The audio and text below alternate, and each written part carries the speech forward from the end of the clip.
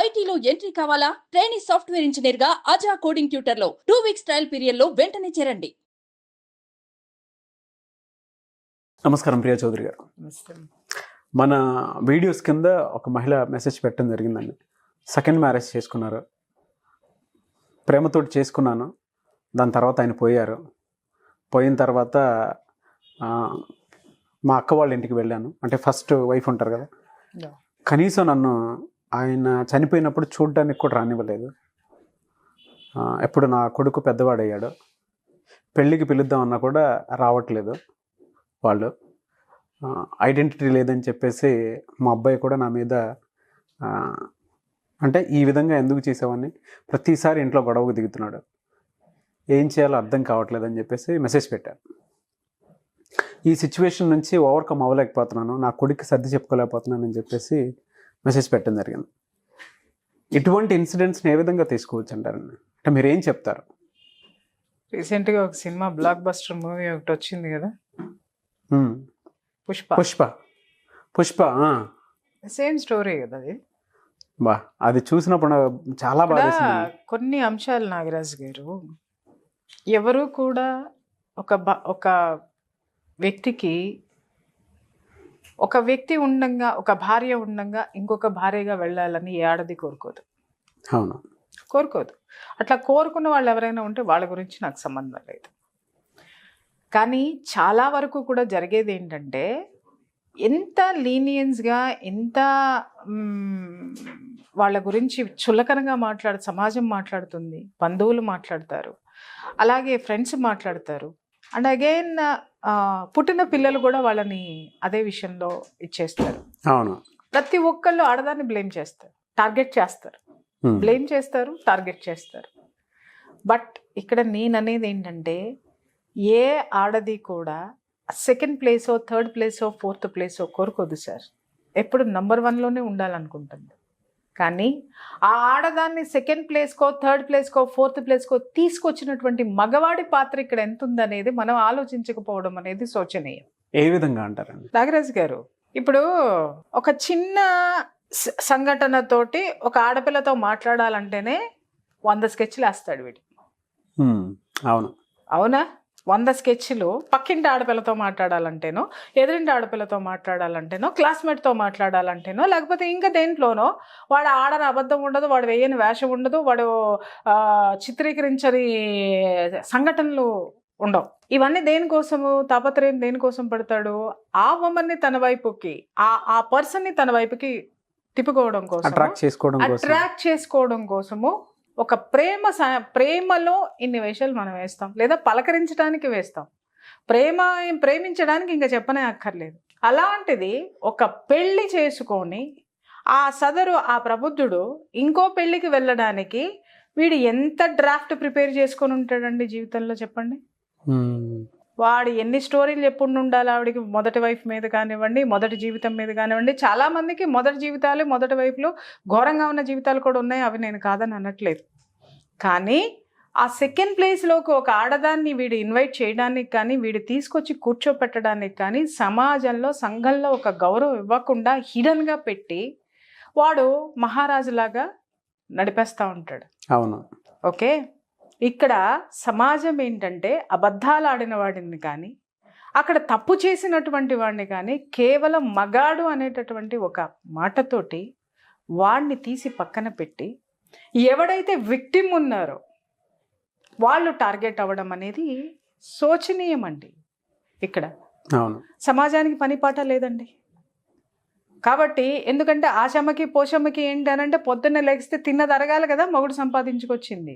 ఈవిడికి అర్థం కాని విషయం ఏంటంటే, ఎదురింటి అమ్మని ఇలా ఏలెత్తి చూపించేటప్పుడు, లేకపోతే ఎదురింటి ఆడదాన్ని, ఎదుటి ఆడదాన్ని ఏలెత్తి చూపించేటప్పుడు, ఈ అమ్మ మొగుడు బయటికి పోయినాడు, ఎంతమంది ఆడవాళ్ళని ఫ్లర్ట్ చేస్తున్నాడు అనేది కూడా ఒక నిమిషం ఆలోచిస్తే ఈ వీళ్ళ బతుకులు కూడా ఏంటి అనేది రోడ్డు మీదకి వస్తాయి. అవును. బట్ ఏమవుతుంది ఇక్కడ అనంటే, సెకండ్ లేదా థర్డ్ లేదంటే ఫోర్త్, లేకపోతే ఇంకేదో చులకన భావంతో చూడడం అనేది ఫస్ట్ మానండి, దయచేసి మానండి. ఇక్కడ ఎవ్వరూ కూడా కావాలని వచ్చి ఆ ప్లేస్లో కూర్చోరు సార్. ఆర్థిక పరిస్థితులు అనుకోండి, లేకపోతే వాళ్ళకున్న కుటుంబ నేపథ్యం అనుకోండి, లేదా ఈ ప్రబుద్ధుడు వాళ్ళని ఏ మోసం చేసి ఏ మోసపూరితమైనటువంటి మాటలు చెప్పి, లేకపోతే వీడు వేయాల్సినటువంటి నాటకాలన్నీ ఆడి ఏ విధంగా వాళ్ళని అతని జీవితంలోకి తీసుకొని వచ్చి అక్కడ పడేశాడో ఒక్కసారి ఆలోచించి. సార్ ఇక్కడ చాలామంది విషయకి నేను చెప్తున్నాను సార్, వీళ్ళని టార్గెట్ చేస్తారు, వీళ్ళని బ్లేమ్ చేస్తారు. వీళ్ళు సమాజంలో వీళ్ళకి హక్కులు లేవు. ఓకే, న్యాయస్థానంలో హక్కులు లేవు. ఓకే, వీళ్ళకి సమాజంలో ఒక స్థాయిని, ఒక గౌరవాన్ని ఏ ఆడది ఇవ్వడు, సమాజం కూడా ఇవ్వదు. ఇవన్నిటినీ భరిస్తూ ఈ దరిద్రుడిని భరించాలి. ఈ దరిద్రుడు ఏమన్నా ఆమె చేసేటటువంటి త్యాగాన్ని ఏమన్నా గుర్తిస్తాడా? లేదు. ఇంటి పేరుండడు, పెళ్ళి ఉండదు, పెటాకులు ఉండవు, పిల్లల్ని మాత్రం గంటారు. ఇక్కడ మీకు సీక్రెట్ చెప్తాను నాగరాజ్ గారు. వీళ్ళ పిల్లల్ని ఎందుకు గంటారు? పెళ్ళిళ్ళు లేకుండా. లేదు, పెళ్లి చేసుకుంటాడు, అథారిటీ ఇవ్వకుండా, ఆమెకి భార్యగా హోదా ఇవ్వకుండా కడతాడు తాళి, పిల్లలు పుడతారు. కానీ వాళ్ళకి మొదటి వాళ్ళతోటి సమానంగా వీళ్ళకి హోదా ఇవ్వడు. ఎందుకు అంటే ఇక్కడ వాడు పిల్లల్ని ఎందుకు గంటాడు అనంటే ఇది బయటికి పోకూడదు. ఇదేదో ఒక రోజు దీనికి ఒళ్ళు మండింది అనుకోండి, వాడేసే వెధవేషాలు ఇంకొక చోట వెధవేషాలు వేసాడో, లేకపోతే దీన్ని సరిగ్గా చూడట్లేదు, చూడకుండా వాడు మొదటి భార్యకో లేకపోతే మొదటి కుటుంబానికో ప్రయారిటీ ఇచ్చుకుంటున్నాడంటే ఇది ఉండదు. కాబట్టి ఈ ఇస్తరి మీద ఏం చేస్తాడు, గాలి వస్తే ఉధృతికి ఎగిరిపోతుందేమోనని చెప్పి దాని మీద ఒక బరువు పెడతాం మనము. ఫస్ట్ ఇస్తర్లు వేయంగానే నీళ్ళు చల్లుతాం. అంటే ఏంటి, కొంచెము అది ఎగరకుండా ఉంటుంది శుభ్రం చేయటానికి. ఆ తర్వాత ఇమ్మీడియట్గా అదే ఎగురుతూ ఉంటుంది, ఇలా పట్టుకుంటాం మనం 2 చేతులతోటి. దాని మీద ఎప్పుడైతే వడ్డిస్తామో, కూరలు కానీ అన్నం కానీ సంపూర్ణంగా వడ్డిస్తామో, ఆ ఇస్తరి అణిగి మణిగి ఉంటుంది. వడ్డించినటువంటి విస్తరి. ఎలాంటి వడ్డింపులు? సంఘంలో భార్య కాని భార్య, తల్లి కాని తల్లి, ఏ విధమైనటువంటి రైట్స్, హక్కులు లేనటువంటి ఒక పౌరురాలు, ఇలాంటివన్నీ వడ్డించేసి కూర్చోబెడతాడు. వినడానికి ఎంత బాధాకరంగా ఉందండి. ఎంత బాధ ఉంది చెప్పండి. కానీ ఏలెత్తి చూపించేటప్పుడు ఎంత భయంకరంగా ఏలెత్తి చూపిస్తారు సార్ ఒక్కొక్కళ్ళు. ఏం తెలుసండి వీళ్ళకి, వాళ్ళు పడే అవమానాలు, వాళ్ళు రోజు సార్ వాళ్ళు ఏదో గొప్పగా బ్రతికే వాళ్ళు ఎక్కడో చాలా తక్కువ % ఉంటారు సార్. ఈ 2nd ప్లేస్లోనో 3rd ప్లేస్లోనో, లేకపోతే మీరు అన్నట్టు ఇల్లీగల్గా ఉండే ప్లేసెస్ అన్నీ, ఆ జీవితాలు కొంత వేరు. కానీ లైఫ్లో కొన్ని త్యాగాలు చేసి వచ్చి కూర్చుంటారు చూసారా, వీళ్ళ అభివృద్ధికి కూడా, ఈ మగాడి అభివృద్ధికి కూడా తోడ్పడేటటువంటి, వీడికి రిలాక్సేషన్ కోసము, వీడు అద్భుతంగా ఒక జీవితాన్ని, వాడు ప్రశాంతత కోసం ఒక ఆడదాన్ని ఎంచుకుంటే, అతనికి ప్రశాంతతనివ్వడానికి ఈమె అన్ని సర్వ హక్కులు పోగొట్టుకొని, అవును, ఏ హక్కులు లేకుండా, ఏ విధమైనటువంటి గౌరవం లేకుండా. మీరు చెప్తుంటే ఒకటి గుర్తొస్తుంది. పుష్ప మూవీలో ఒక డైలాగ్ ఉంటుంది, ప్రేమ కావాలా గౌరవం కావాలని అడిగితే ప్రేమ కావాలనుకున్నాను అని. అది ఎంత తీయటి మాటలు ఉంటాయో సార్. అది చూడండి ఎంత అమాయకంగా ఉంటుందో. ఆ తల్లి కొడుకుకి ఏమంటది అనంటే, ప్రేమ కావాలి అనుకున్నాను అని. కానీ సమాజం ఏం చూస్తుంది అనంటే, ఈ యొక్క హోదా అనేటటువంటి, గౌరవం అనేటటువంటి హోదా ఏదైతే ఉంటుందో ఆ హోదాని చూస్తుంది. కానీ వాళ్ళు ఆ మత్తులో పడేసి, ఆ మత్తులో ఉన్నంత వరకు కూడా దాని వాల్యూ తెలియనివ్వరు సార్. ఎప్పటికప్పుడు వీళ్ళు ఏంటంటే బిస్కెట్ మారేడుకాయ లేదు, బిస్కెట్ మీద క్రీమ్ పూసేస్తూ ఉంటారు అనమాట. క్రీమ్ పూసి మరీ బిస్కెట్ తినిపిస్తూ ఉంటారు. అబ్బా ఎంత తీయగా ఉంది, ఎంత బాగుంది క్రీమ్ బిస్కెట్, ఎంత టేస్టీగా ఉంది అని. కానీ అది షుగర్ పేషెంట్ని చేస్తుంది మనల్ని. అది తెలియనటువంటి అమాయకత్వంలో వీళ్ళు ఉండిపోతారనమాట. ప్రతి ఒక్క ఆడదాని శబ్దం, ఆ పుష్ప సినిమాలో అమ్మాయి మాట్లాడే మాట, ఆ హీరో తల్లి మాట్లాడేటటువంటి మాట, ప్రేమ కావాలా గౌరవం కావాలా అని అడిగాడు మీ నాన్న. ప్రేమ ఉంటే చాలనుకున్నాను అంటే, ఇక్కడ ఒక విషయం ఏంటంటే, చాలా మంది ఏం చేస్తారు సార్, ఇదే మనుషులు పెళ్లి అనే మాట ఎత్తారనుకోండి, అతను వెళ్ళిపోతానంటాడు. అప్పటి వరకు ఈ అమ్మాయికి ప్రేమ అనేటటువంటి టాబ్లెట్ వేసేసి కూర్చోబెడతాడు అనమాట. ఓకే, ఆ ప్రేమలో ఆ అమ్మాయి అలా నానుతూ ఉంటుంది. ఆ నోట్లో టాబ్లెట్ వేస్తాడు కదా, ప్రేమ అనే టాబ్లెట్ నానుతూ ఉంటుంది. ఈ గౌరవం అంటే దాని విలువ తెలియదు. ఇతనుంటే చాలు అనుకుంటుంది. అక్కడ తెలుసుకోవాల్సింది నటువంటిది, వాళ్ళు ఆలోచించినటువంటి విషయం ఏంటి అనంటే, ఈ సమాజంలో మనకంటూ ఒక గౌరవం అనేది ఒక హోదాతోటి వస్తుంది. ఆ హోదాని ఇతనున్నంత వరకు దాని యొక్క విలువలు తెలియనివ్వడు, ఆ ఛాయలకు వెళ్ళనివ్వడు. అతను ఉన్నంత వరకు కూడా సమాజము వీళ్ళని ఏమీ అనదు. ఎప్పుడైతే అతను పాస్ అయ్యానో, అతను వదిలేసి వెళ్ళిపోతాడో, అతను నిర్లక్ష్యం చేస్తాడో, ఆ రోజున ఆమెకి సమాజము, గౌరవము, మీరనేటటువంటివి ఇవన్నీ కూడా వస్తాయి. ఆమె అదృష్టవంతురాలు అనుకోండి, పిల్లలు అర్థం చేసుకుని ఒక మంచి దారిలోకి వస్తారు. అక్కడ కూడా దురదృష్టం ఉంది అనుకుందాం సార్. ఇంకా ఈ పిల్లలు కూడా తిరిగి ఏం చేస్తారు అని అంటే, నువ్వు ఇలాంటి జీవితం గడపడం వల్లనే మాకు ఇలాంటి జీవితం వచ్చిందని చెప్పి తల్లుల్ని అతి భయంకరంగా టార్చర్ పెట్టే పిల్లల్ని నేను చూశాను. నా దగ్గరికి ఎంతమంది తల్లులు వచ్చారు. కానీ పుష్పలో వాళ్ళ మదర్ ఒక్క మాట కూడా ఉంది కదా, అసలు ఇట్స్ ఎ గ్రేట్ అన్న. అలాంటి బిడ్డలు కూడా ఉన్నారు, బయట కూడా ఉన్నారు సార్, బయట కూడా ఉన్నారు. నేను చెప్తున్నాను కదా, దాంట్లో అది అంటది, ఒరే నేను ప్రేమ కావాలా, గౌరవం కావాలా అని అడిగితే నేను ప్రేమే ఉంటే చాలని అనుకున్నాను. నీ పరిస్థితి ఈ రోజు ఇలా వస్తుంది అనుకుంటే ఆ రోజే నేను ఇంత విషయం తినేసేదాన్ని నువ్వు కడుపులో పడినప్పుడే అని చెప్పేసి అని ఒక మాట అంటే, ఇమ్మీడియట్గా అక్కడ కొడుకు పరిస్థితి చూడండి. పెళ్లి చెడిపోతుంది, అందరూ పాయింట్ అవుట్ చేస్తారు అతన్ని, నీకు ఇంటి పేరు లేదు, నువ్వెవరో తెలియదు ఏంటి అని. అలాంటి సిచ్యుయేషన్లో ఇప్పుడు యూత్ని తీసుకోండి, ఎంత విపరీతమైనటువంటి అగ్రెసివ్నెస్లోకి వెళ్ళిపోయి తల్లిని తిట్టేస్తారు, సమాజాన్ని తిట్టేస్తారు, ఇంకేదేదో చేస్తారు. ఎంత సంస్కారవంతంగా, ఎంత సంస్కారం అతనిలో ఉంటుందంటే, ఏందమ్మా ఏందేందో మాట్లాడుతున్నావు, తెలియట్లేదు నీకు, తలకి దెబ్బ తగిలి నువ్వు గమ్మని పడుకో అంటే అతను పట్టించుకోడు. నాకు అసలు ఈ విషయంతో నాకు లెక్కలేదు, నువ్వు నాకు ముఖ్యము. అదే అసలు ఆ విషయం గురించి నువ్వు ఎందుకు ఆలోచిస్తున్నావు, నేను దాన్ని ఇగ్నోర్ చేసేస్తున్నాను అనేటటువంటి ఒక శబ్దం ఇస్తాడు. అవును, ఆ డైలాగ్ తోటి. అంత పెయిన్ లో ఉన్నా కూడా తల్లిని పెయిన్ లో ఉన్నా కూడా అది కొడుకు, పిల్లలు అనేటటువంటి వాళ్ళు ఇలాంటి తల్లుల పట్ల ఉండాల్సినటువంటి బాధ్యతాయుతమైనటువంటి కర్తవ్యం వాళ్ళకి చూపించాలి ఆ సిచ్యువేషన్స్లో.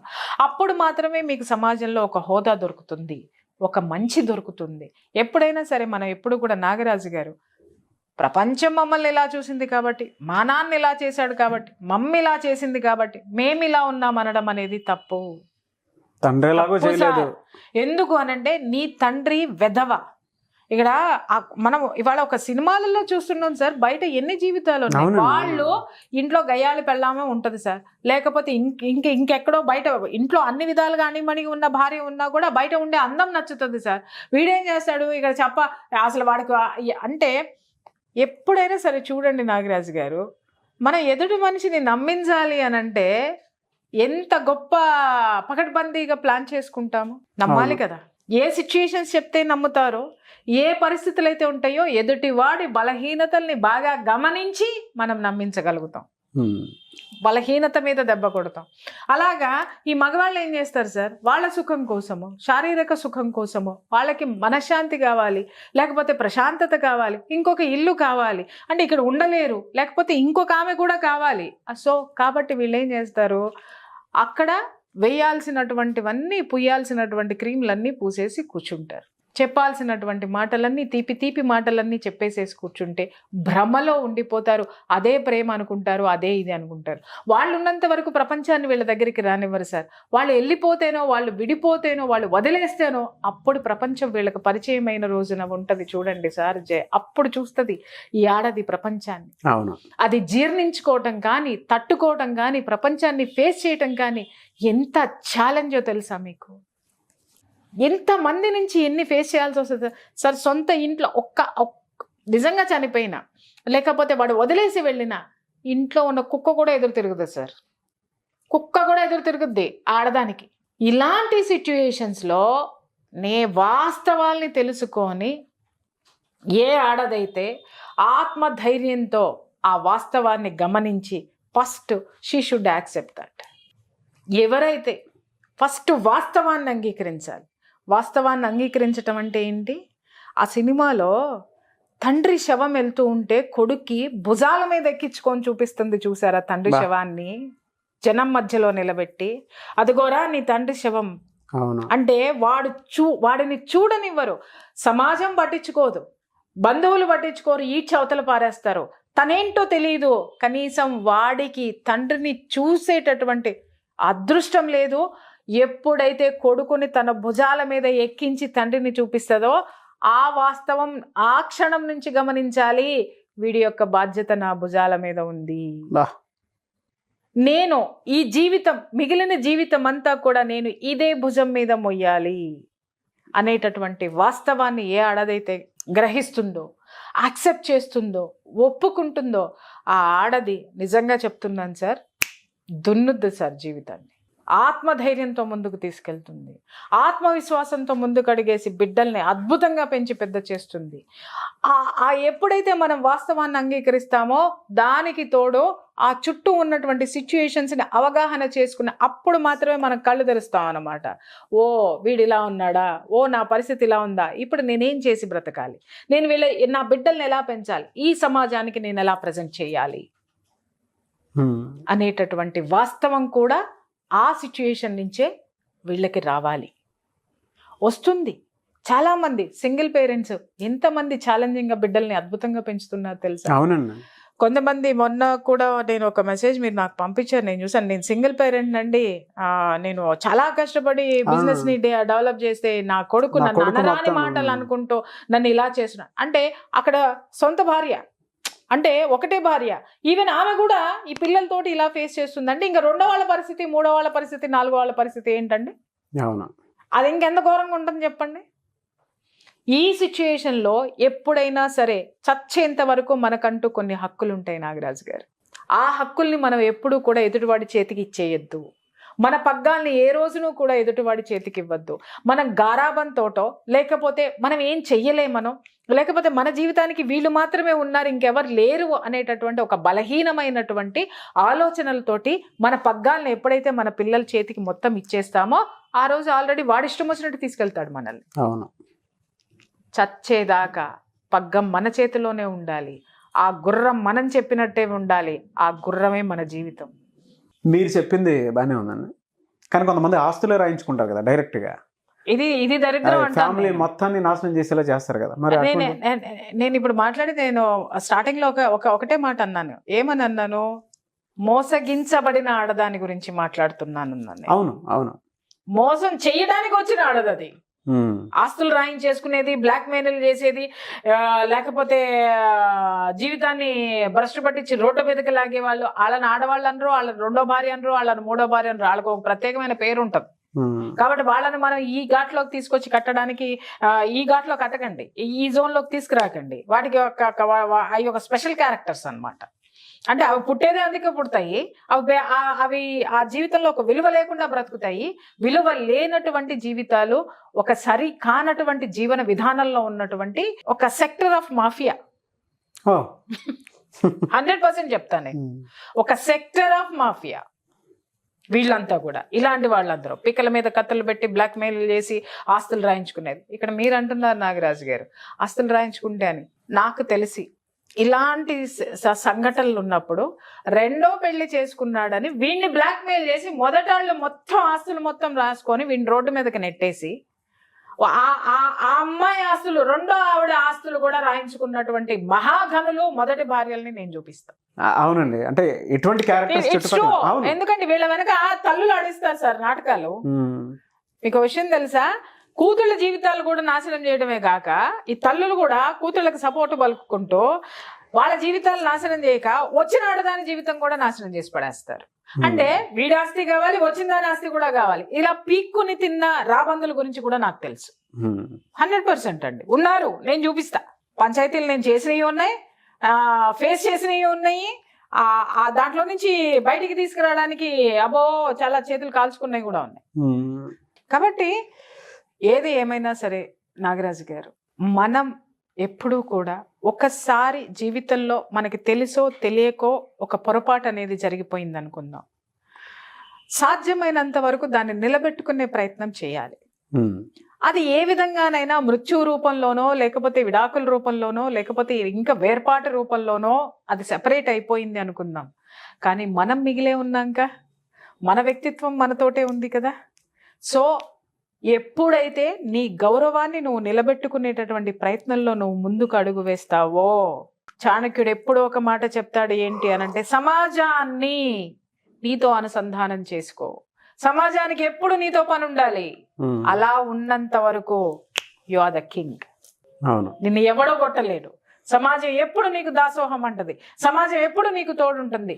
సమాజానికి నీ ఉపయోగాన్ని ఎప్పుడు అట్టిపెట్టు అంటాడు. కాబట్టి ఇలాంటి జీవితాలు చాణక్యుడి కొటేషన్ గుర్తుపెట్టుకోవాల్సినటువంటి అవసరం ఎంతైనా ఉంది. ఓకే, ఆత్మవిశ్వాసంతో ముందుకెళ్లాల్సినటువంటి అవసరం ఉంది. అంతేగాని డీలా పడిపోకుంటూ నా బతికి నేనింతే, నేనిదే, మా బతుకులు ఎందుకు అయిపోయినాయో, తలరాతలు ఎలా, నీ తలరాతను నువ్వే మార్చుకోగలిగేటటువంటి గొప్ప శక్తి భగవంతుడు నీకు ఏనాడో నీ పుట్టుకతోటే ఇచ్చాడు. అవును, you can make your self what ever you want. అది మర్చిపోవద్దు. మన ప్రయత్నమే మన జీవితం. మన ప్రయత్నమే మన జీవితం. ఏ ప్రయత్నంలోకి వెళ్తావో choose yourself. Thank you so much Priya Chowdary గారు. Thank you.